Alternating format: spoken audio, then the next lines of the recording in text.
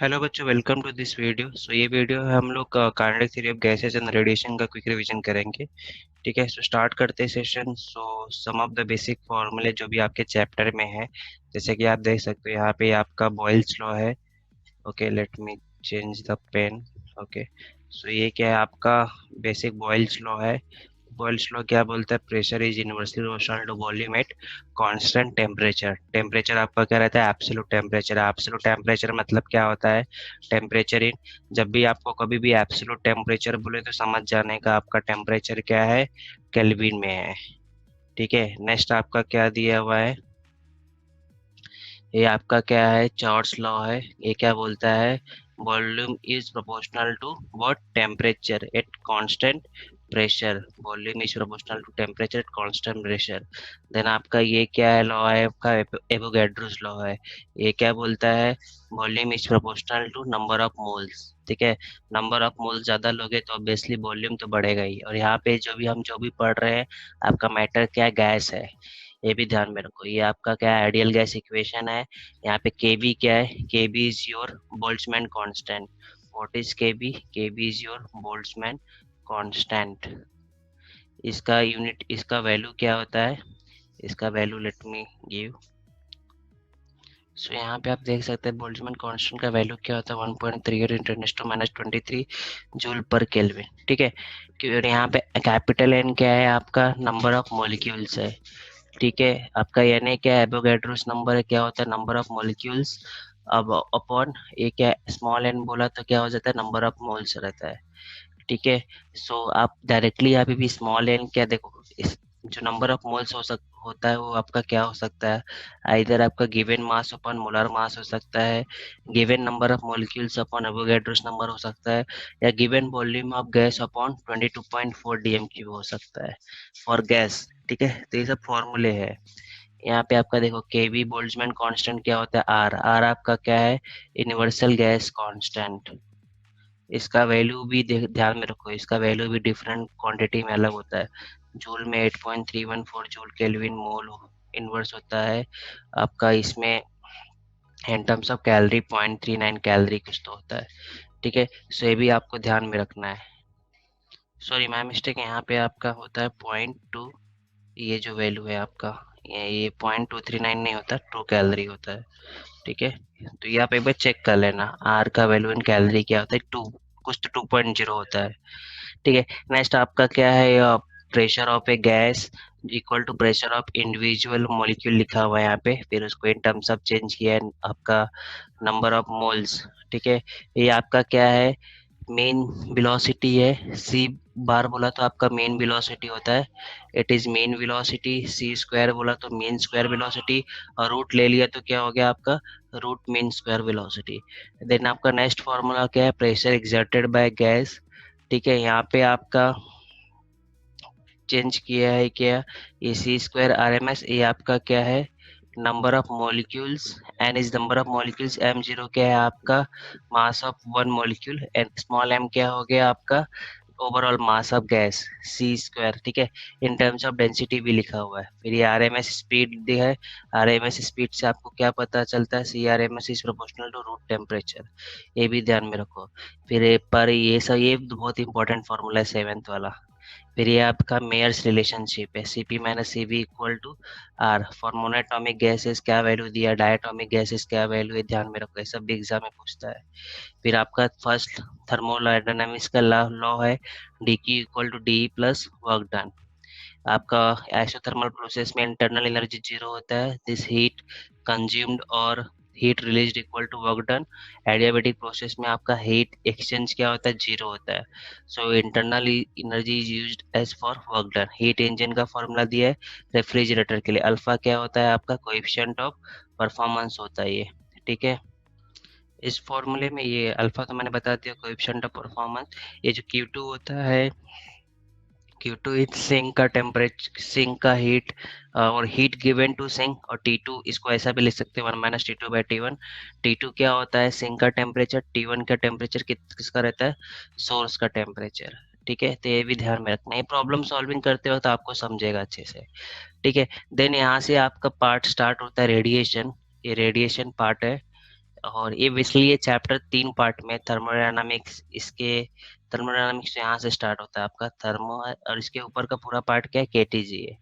तो यहाँ पे भी कोएफिशिएंट ऑफ सबका सबमिशन क्या होता है, इक्वल टू आर्ट।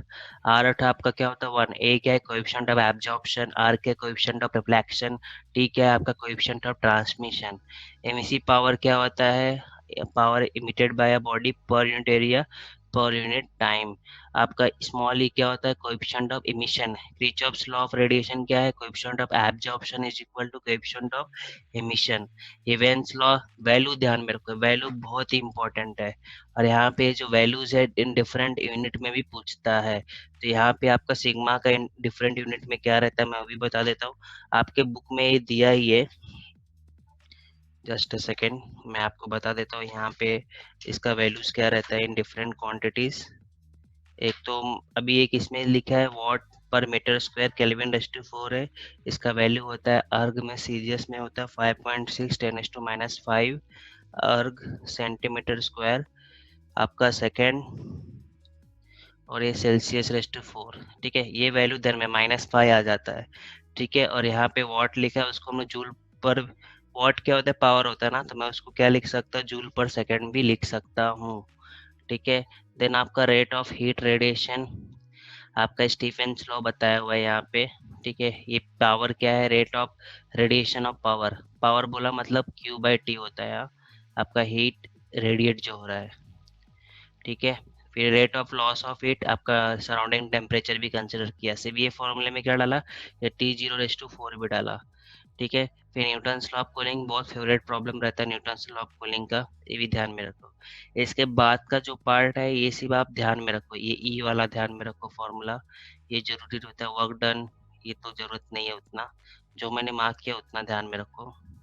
आपका ये फॉर्मूला ध्यान रखो, for specific heat of a gas, ये रिलेशन क्या होता है, सीवी क्या होता है, सीपी क्या होता है, ये रेशो ध्यान में रखो। वर्क डन ये सब आपने पढ़ा रहेगा इसमें केमिस्ट्री में। Efficiency of ideal reversible heat engine is, ठीक है। सो मोस्ट ऑफ सारे फॉर्मूले आपको इधर नोट में दिए शॉर्टकट। यदि आपको, हाँ आपने अभी पढ़ा रहेगा एथरमिनस बॉडी एंड नॉन एथरमिनस बॉडी, कुछ तो ऐसा पढ़ा है ना आपने। एथरमिनस क्या रहता है, ओपेक टू, जो हीट रेडिएट नहीं करता, which do not transmit any incident heat radiation, मतलब उसका जो टी रहता है क्या रहता है, जीरो होता है। चलिए तो मैं आपको यहाँ पे लिख देता हूँ एथरमेनस। एथरमेनस इसके एग्जाम्पल भी ध्यान में रखे, एमसीक्यू में आता है। एथरमेनस सब्सटेंसेस क्या रहता है, टी इक्वल टू 0, मतलब ट्रांसमिट नहीं करेगा, यहाँ पे A+R इक्वल टू 1 आता है। और डाई एथरमेनस क्या होता है, जो ट्रांसमिट करता है हीट को, सॉरी हीट को और लाइट को भी चलता है यहाँ पे, which transmit transparent to heat radiation. ठीक है, यहाँ पे आपका टी नॉट इक्वल टू 0 होता है। ठीक है, एथरमेनस को क्या बोलते हैं, ओपेक बॉडी भी बोलते हैं, ओपेक बॉडी। ओपेक मतलब अपोजिशन टू हीट एक्सचेंज। ठीक है, ये भी ध्यान में रखो। और कुछ मैंने छोड़ दिया है क्या, मोस्टली सारे जो फॉर्मूला बेस्ड रहते कवर किए हैं। आपका परफेक्टली ब्लैक बॉडी, तो उसका भी E इक्वल टू 1 होता है। ब्लैक बॉडी के लिए आपका A और E जो रहता है हमेशा क्या रहता है, 1 रहता है। E 1 रहेगा तो A भी 1 रहेगा, जितना एब्जॉर्ब करता है उतना रेडिएट भी कर देता है। ठीक है, सो स्टार्ट करते हैं प्रीवियस ईयर के क्वेश्चन सॉल्व करना। पीछे से स्टार्ट करते हैं 2019 से। सो आपका पहला क्वेश्चन क्या दिया है, द ओरिजिनल 40 लिख देता हूँ मैं question. The original temperature of A black body कितना बोलता है, 7 to 7 डिग्री सेल्सियस। देन क्या बोलता है, temperature of which the body, क्या बोलता है, temperature to which the black body must be raise so as to double the total radiant energy. ठीक है, तो टेम्परेचर पूछ रहा है कितना बढ़ाना चाहिए, अभी ये डिग्री सेल्सियस में दिया है, इसको केल्विन में जरूर चेंज करना, बच्चे चेंज नहीं करते हैं। तो ये आपका T1 टेम्परेचर है।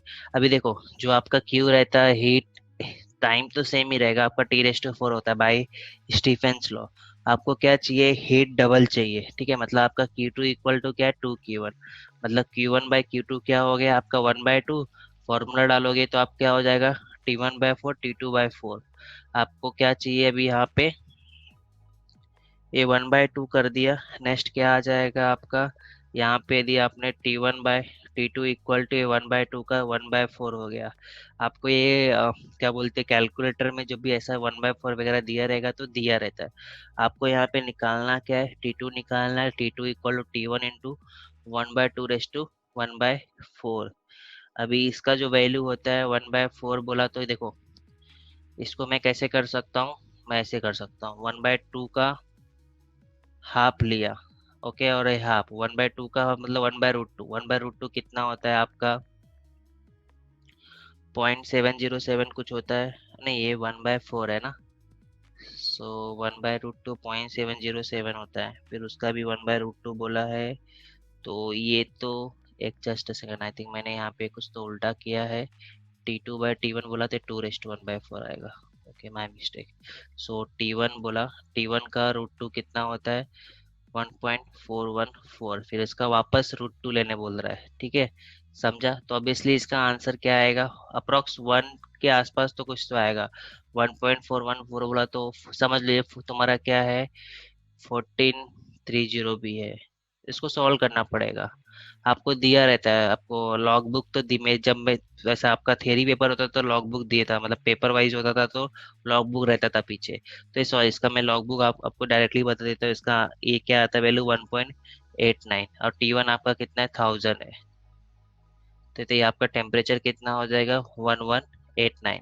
ठीक है, इसमें से आप अभी ये किस में है, केल्विन में, आपको आंसर सब किस में दिया, डिग्री सेल्सियस में, तो माइनस कर दो। 1189 में 273 माइनस किया, कितना आता है आपका 917 डिग्री सेल्सियस, डी आता है आंसर। ठीक है, तो लॉग बुक आपको जब वर्ड पेपर होता, पेपर वाइज होता था तो ऑफलाइन होता था, तब आपको लॉग बुक दिया रहता था पेपर के पीछे में। आपको ऑनलाइन में भी कुछ तो सिस्टम रहेगा, ठीक है, या अदरवाइज आपको प्रॉब्लम में ही लिख के दे देगा ऐसा कुछ तो वैल्यू।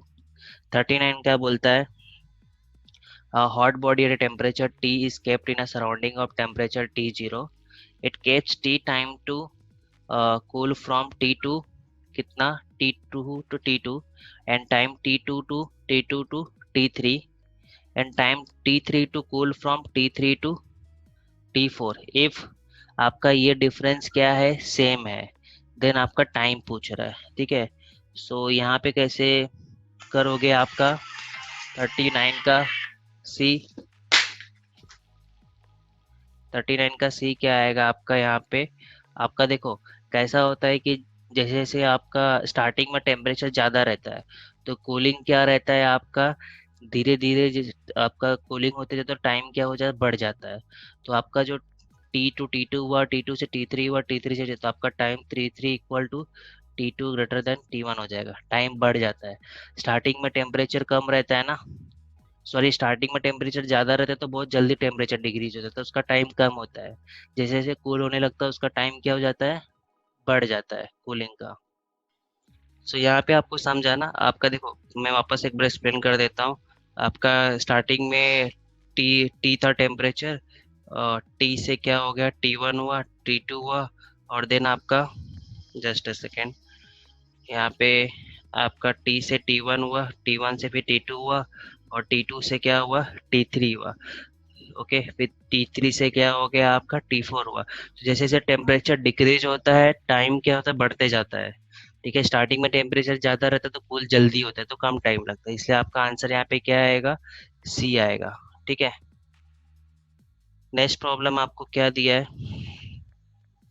38 प्रॉब्लम क्या दिया है आपको, an iron nail changes its colour from red to orange, ठीक है, देन ब्लूइश, ब्लू हो गया, when heated strongly in flames, क्या बोल रहा है, when heated strongly in flames this change of colour can be explain on the basis of, देखो आपका जो वेवलेंथ जो रहता है प्रोपोर्शनल टू क्या रहता है, टेम्परेचर।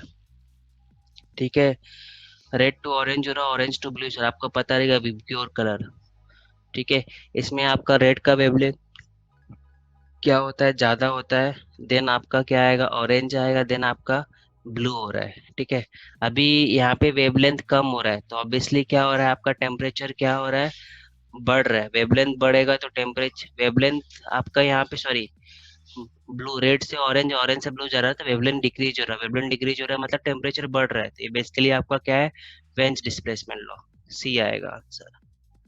ठीक है, नेक्स्ट प्रॉब्लम आपको क्या दिया है, perfect gas of N molecules, ठीक है, ईच ऑफ मास एम। अच्छा, ये आपका आरएमएस स्पीड है, द प्रेशर आपको वॉल्यूम भी दिया है।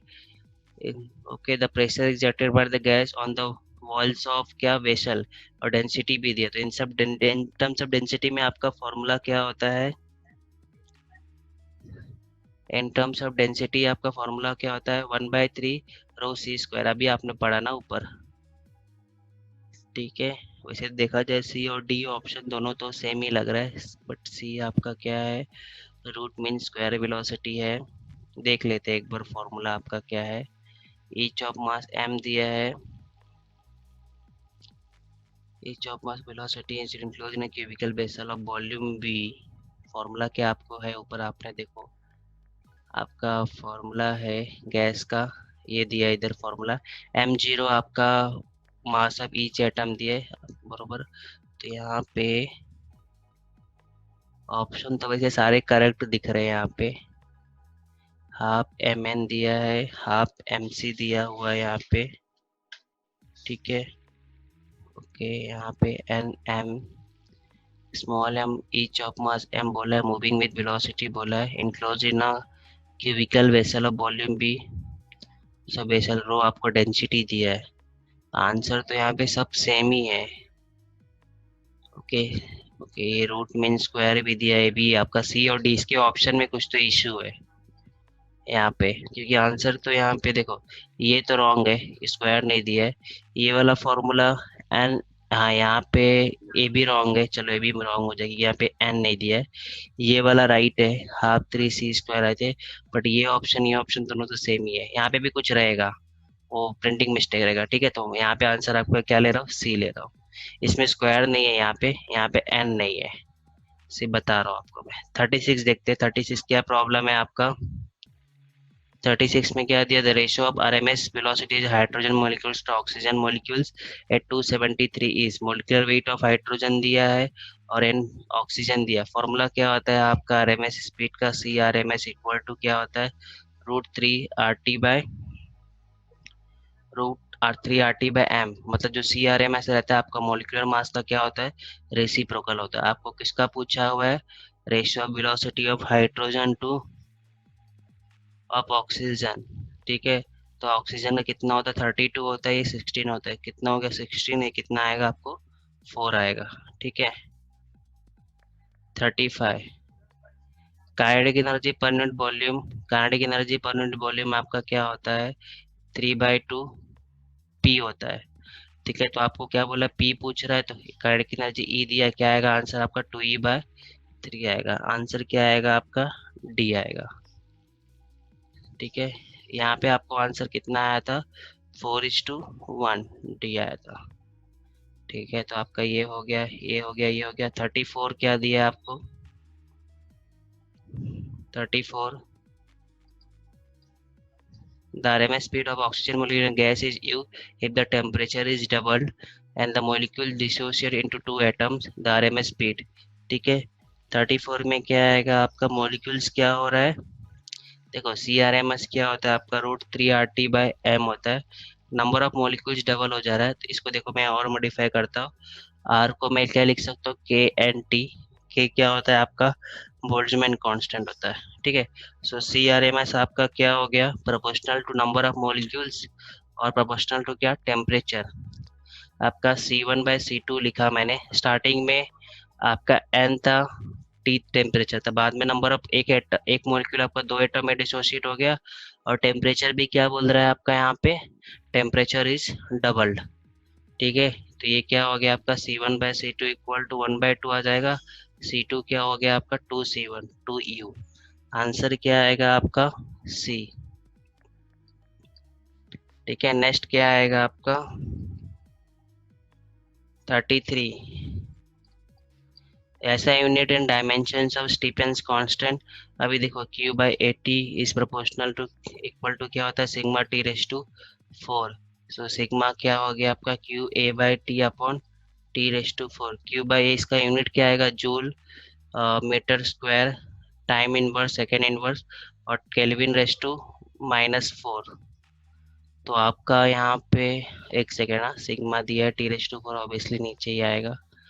सो ए तो आपका ए नहीं होगा क्योंकि यहाँ पे केल्विन नहीं दिया है। आपका आंसर मीटर क्यूब इधर दिया, बी भी नहीं होगा, ये तो होगा ही नहीं। आंसर डी है आपका।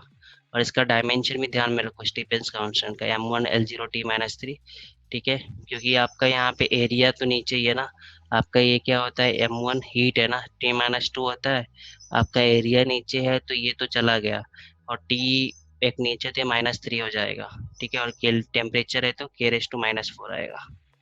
नेक्स्ट आपका क्या दिया यहाँ पे, 34 हो गया, 33 हो गया, 32 क्या दिया है, the equation of state for 2 gram of oxygen at pressure P and temperature T when occupying a volume B will be, ठीक है। अभी यहाँ पे क्या बोल रहा है, 2 ग्राम। देखो PV इक्वल टू क्या होता है, nRT होता है। N क्या होता है आपका, number of moles, given mass upon molar mass, कितना बोला है 2 ग्राम, और मोलर मास कितना होता है इसका, ऑक्सीजन वो T ना, मोलिक्यूल है, तो क्या आएगा 2 ग्राम बाय 32, 1/16 आएगा। तो आंसर क्या आएगा 32 का आपका ए आएगा, ठीक है। नेक्स्ट आपको क्या दिया है 31। 31 क्या बोलता है आपको, the maximum wavelength of radiation emitted by star is the intensity of radiation for the star is, क्या बोला है उसने, intensity of the radiation of the star is, क्या आएगा यहाँ पे आंसर आपका, मैक्सिमम वेवलेंथ इतना बोला है, देन इंटेंसिटी कितना आएगा, इंटेंसिटी ऑफ रेडिएशन। अभी देखो इसके यूनिट से क्या पता चल रहा है आपको, कि वॉट पर मीटर स्क्वायर पूछ रहा है, ठीक है। सो इसको कैसे सॉल्व करोगे आप,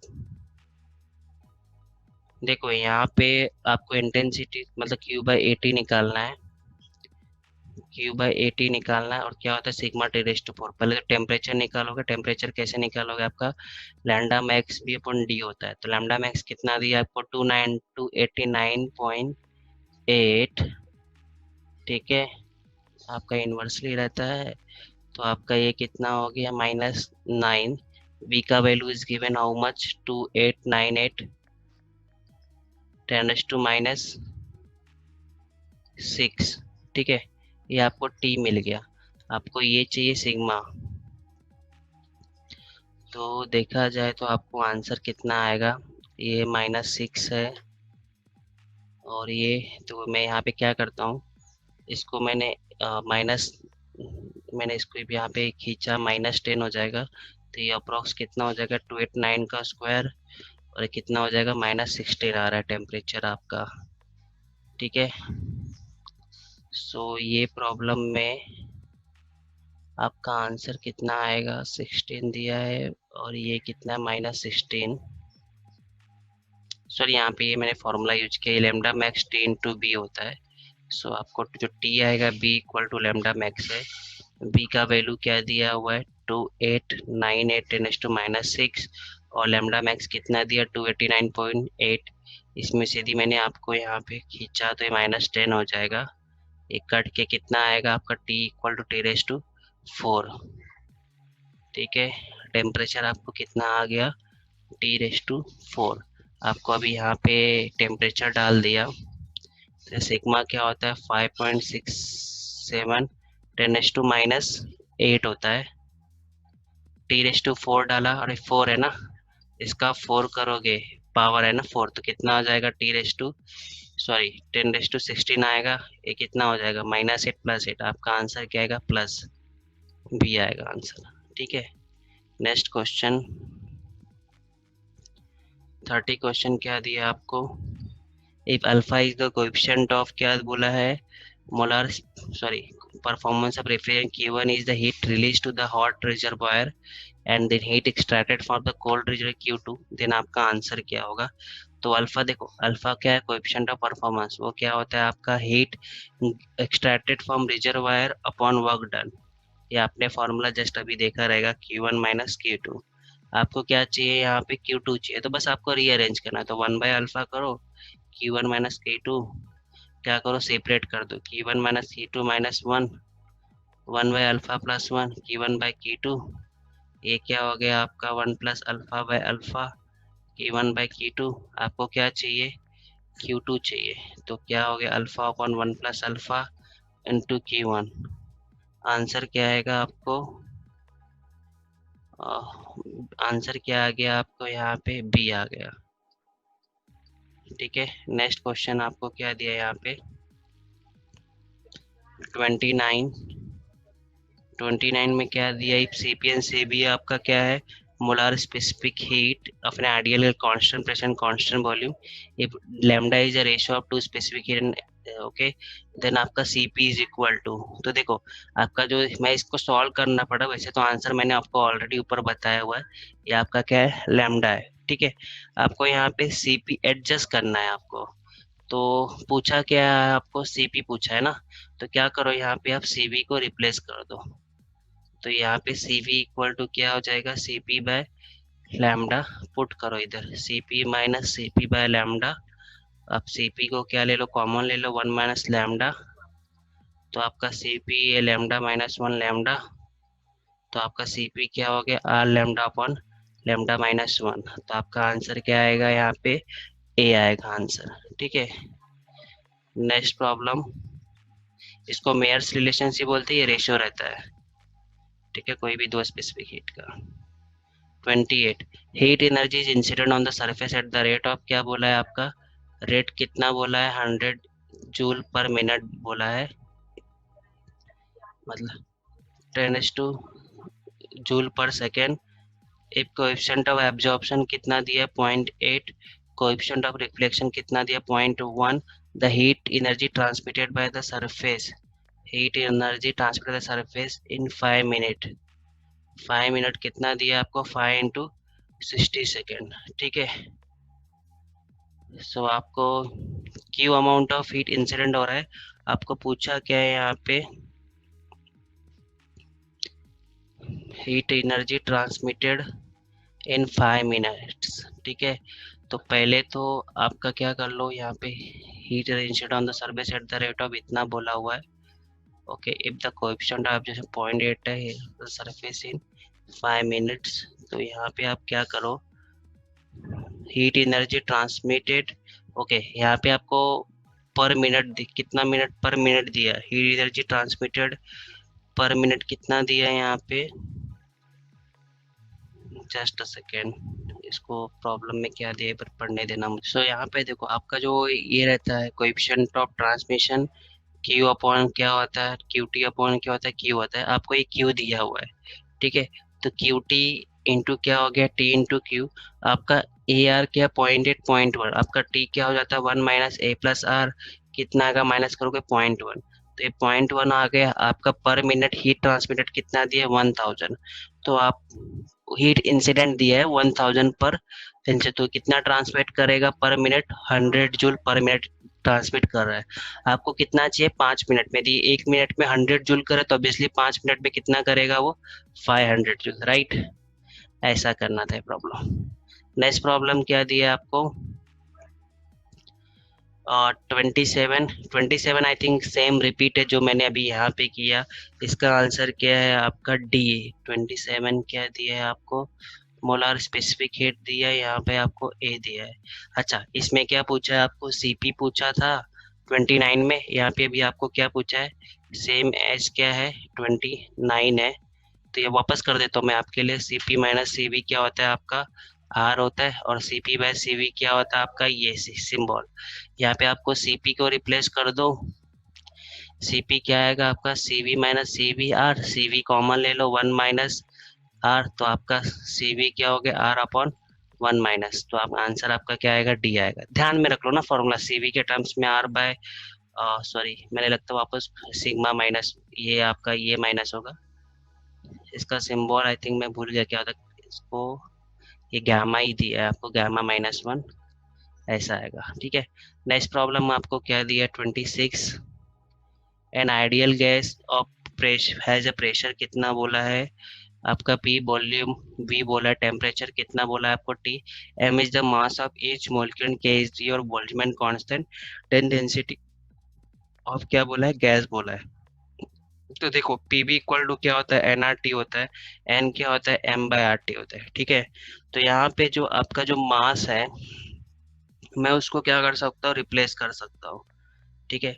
सो यहाँ पे मैं क्या करूँ अभी, आपका ये जो वॉल्यूम है इसको मैंने इधर लाया है, P equal to M by V, या आपका आर टी बाय एम। ये क्या हो गया आपका डेंसिटी। ठीक है, आपको क्या पूछा है यहाँ पे, डेंसिटी पूछा, तो डेंसिटी क्या हो गया आपका P M by R T. ठीक है। अभी P M by R T आपको यहाँ पे बोल्ट्जमैन कांस्टेंट के टर्म में दिया, तो बोल्ट्जमैन कांस्टेंट क्या होता है आपका, R equal to K N होता है। कि एन क्या है आपका, number of molecule, N is your Avogadro's number, sorry, N is your Avogadro's number, ये आपका के भी होता है।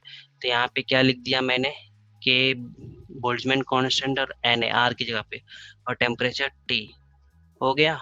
तो आपका यहाँ पे देखो मास अपॉन मोलार मास दिया हुआ है, और ये क्या दिया है आपको यहाँ पे, एवोगैड्रोस नंबर। तो आपको यहाँ पे प्रॉब्लम में क्या लिखा है, M is the mass of each molecule. तो ध्यान में रखो आपका जो ये होता है एम अपॉन एन बोला, तो आपको इससे क्या मिल जाएगा, मास ऑफ ईच मॉलिक्यूल मिल जाएगा। तो इसकी जगह पे मैं क्या लिख देता हूँ यहाँ पे, अच्छा ये यहाँ पे मास आपको ओवरऑल गैस का था, ध्यान में रखना है, इसको मैं एम डैश ले लेता हूँ। तो ये क्या आ गया आपका, mass of each gas molecule. तो आपको आंसर क्या आएगा यहाँ पे, पी एम ए आएगा। ठीक है। नेक्स्ट प्रॉब्लम क्या दिया है, 25। 25 क्या बोला है, for a rigid diatomic universal gas R equal to N C P बोला हुआ है। ठीक है। R equal to where C P is the molar स्पेक्ट constant, N is your number, then N का वैल्यू पूछा हुआ है। ठीक है। सो यहाँ पे आप कैसे सॉल्व करोगे, देखो आपका फॉर डायटोमिक मॉलिक्यूल क्या होता है, डायटोमिक मॉलिक्यूल के लिए, डायटोमिक मॉलिक्यूल के लिए आपका C P by C V कितना होता है, 7/5। ठीक है। तो इसको आप कैसे, सो आपको पूछा क्या है यहाँ पे, एन इक्वल टू क्या बोला, R equal to N C P. तो यहाँ पे आप सॉल्व कैसे करोगे, C P is your molar specific heat gas. तो देखो आपको ये पता है, आपको दिया gas R equal to N C P, C P minus C V क्या होता है आपको, आर होता है। ये सी वी को रिप्लेस किया in terms of C V, तो क्या आएगा इस फॉर्मूले से, सी वी इक्वल टू क्या हो जाएगा, 5/7 सी पी, और आपका आर कितना दिया, एन सी पी, पूरा सी पी में से उड़ा दिया मैंने, तो 5/7, एंड एन क्या बचा आपका, 7 - 5/7, 2/7, ये कितना आएगा आपका, पॉइंट 14 बोला, मतलब 0.3 के आसपास है, 0.3 के आसपास क्या है आंसर आपका, सी है क्या आंसर, 0.28, देखो वही आ रहा है ना, 0.3। ठीक है। नेक्स्ट प्रॉब्लम आपका क्या दिया है, 24। Two spherical black bodies have radii R1 R2, their surface temperature if they radiate same power, then ये आप देख लो, ये स्टीफेंस लॉ पे बेस है, ये आपको ओन का सेल्फ खुद सॉल्व कर लोगे आप। नेक्स्ट क्या, 23 क्या दिया है, अब ब्लैक बॉडी, ये भी लॉस ऑफ हीट पे है, ये भी आप सॉल्व कर लोगे। ठीक है। सो ओवरऑल देखा जाए तो प्रॉब्लम इजी है, जो भी इतना आपको सॉल्व कर लिया। देखो स्टीफेंस कांस्टेंट वापस आपको पूछा है, इसका डायमेंशन क्या होता है, तो ध्यान में रखो इसका डायमेंशन क्या है, M1L0T-3 K⁻⁴। ठीक है। सो आप लोग सॉल्व कर सकते हो। यहाँ पे कुछ और यूनिट ऑफ देखो वेन्स कांस्टेंट भी पूछा है, ये क्या होता है, watt per metre square kelvin raise to 4, A आएगा मोस्टली 13 का, सॉरी ए नहीं आएगा यहाँ पे, अच्छा वेन्स कांस्टेंट है ना, मुझे लगा स्टीफेंस कांस्टेंट है। क्या होता है, लैम्डा मैक्स इनटू टेम्परेचर क्या होता है, वी ना, लैम्डा आपका क्या होता है मीटर में, टेम्परेचर आपका केल्विन में, डी आएगा आंसर। ठीक है। ऊपर के क्वेश्चन तो इजी दिख रहे हैं, कुछ हार्ड नहीं है। मोस्टली जो हार्ड क्वेश्चन स्टार्ट हुए आपके, जो ये न्यू सिलेबस 2013 जो सिलेबस है, उस टाइम से क्वेश्चन क्या हो गया, थोड़ा जेई से कंपेयर में बनने लगा। क्यों बनाने लगा, क्योंकि यदि आप जेई के कंपेयर थोड़ा सा आसपास नहीं रहेगा, तो फिर बच्चे, बोर्ड भी बोलता है ना कि क्या मतलब क्या है इसका, इससे अच्छा आप जेई दो ना, इसलिए। ठीक है। सो ऊपर के प्रॉब्लम सेम ही है, कुछ डिफिकल्ट नहीं लगता मुझे है, जो मैं आपको बताऊँ। हाँ, मैं आपको ये बता देता हूँ, थर्ड वाला प्रॉब्लम, ये इस न्यूटन्स लॉ ऑफ कूलिंग है, ये मेरा फेवरेट प्रॉब्लम रहता है। आपको क्या दिया है, body cools from 100 degree Celsius to 70 degree Celsius in कितने टाइम में बोला, 8 सेकेंड। रूम टेम्परेचर कितना बोला आपको, 15 degree Celsius. Assuming Newton's law of cooling holds good, the time required for the body to cool from 70 to 40 degree Celsius, इसके लिए time क्या पूछा है, उसने पूछा है। तो देखो न्यूटन्स लॉ ऑफ कूलिंग क्या बोलता है, इसका difference upon time is equal to के।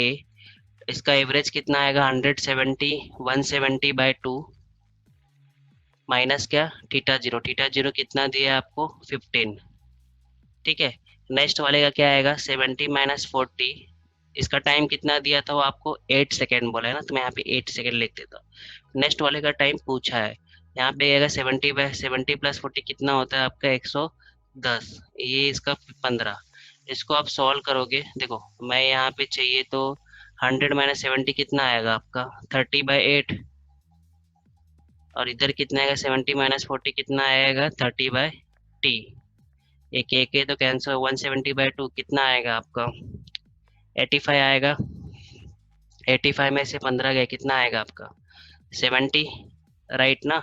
कुछ प्रॉब्लम मिस्टेक हुआ तो फिर देखते हैं। 110/2 कितना आएगा 55, 50 में से 15 गए कितना आएगा आपका 40। सो ये चलो मैंने कट किया बरोबर ना, 55 में से 15 गया तो 40, और इधर 85 में से 15 गया तो आपका 17, ये कट हुआ आपका। ठीक है, ये 30 30 कट हो गया, ये t/8, 7/4, ये 2 हो गया, t इक्वल टू कितना आ रहा है आपका 14 सेकेंड। थर्ड का आंसर क्या आ रहा है आपका 14 सेकेंड, तो ये भी ध्यान में रखो। ठीक है, ओवरऑल आपका तो इजी है। ठीक है, सॉल्व कर लेना इसको। ठीक है, सबका आंसर दिया हुआ है आपको नीचे बॉटम में, और मैंने यहाँ पे कुछ आपको 99 से भी क्वेश्चन का आई थिंक लिस्ट दिया हुआ है। ओके, नहीं दिया रहेगा तो फिर मैं अटैच कर दूंगा। ठीक है, so thank you for this lecture.